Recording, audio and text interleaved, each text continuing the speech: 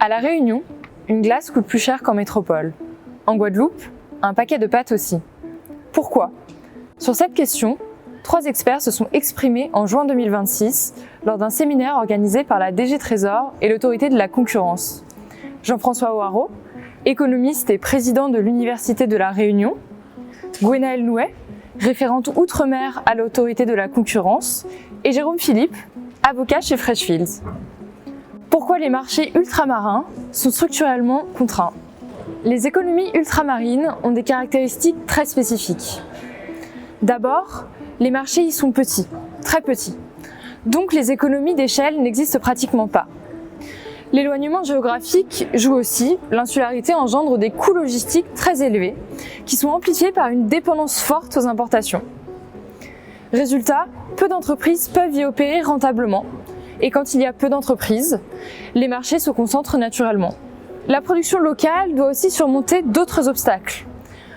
Coûts de production amplifiés par la double insularité, rareté du foncier, débouchés limités. Tout cela ensemble renchérit l'accès au marché et explique les écarts de prix avec l'Hexagone. Que peut apporter la politique de concurrence? Le droit de la concurrence reste indispensable.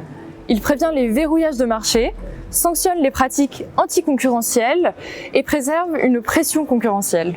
L'autorité de la concurrence l'a prouvé à plusieurs reprises dans des affaires de transport aérien aux Antilles ou encore de droits exclusifs d'importation dans les DROMCOM. Le contrôle des concentrations, lui aussi, est capital. Même une petite fusion modifie substantiellement l'équilibre local. Bien sûr, c'est une contrainte pour les entreprises, mais c'est aussi une protection. Elle préserve le jeu concurrentiel et limite les pratiques qui renforcent les surcoûts. La concurrence peut-elle, à elle seule, répondre à la vie chère? Non. Une grande partie des prix vient de contraintes structurelles, celles que nous avons évoquées. La concurrence n'y peut rien. D'autres leviers doivent donc intervenir. L'octroi de mer, par exemple, se justifie s'il protège une production locale. Sinon, le surcoût engendré aux consommateurs doit être réévalué. D'autres solutions plus structurelles combinent plusieurs outils. Ouverture régionale, infrastructures adaptées, production locale valorisée ou encore transparence des marges. La concurrence n'est qu'une pièce du puzzle.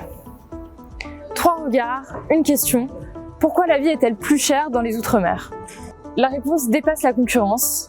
Elle mobilise des réponses structurelles et des choix de politique publique.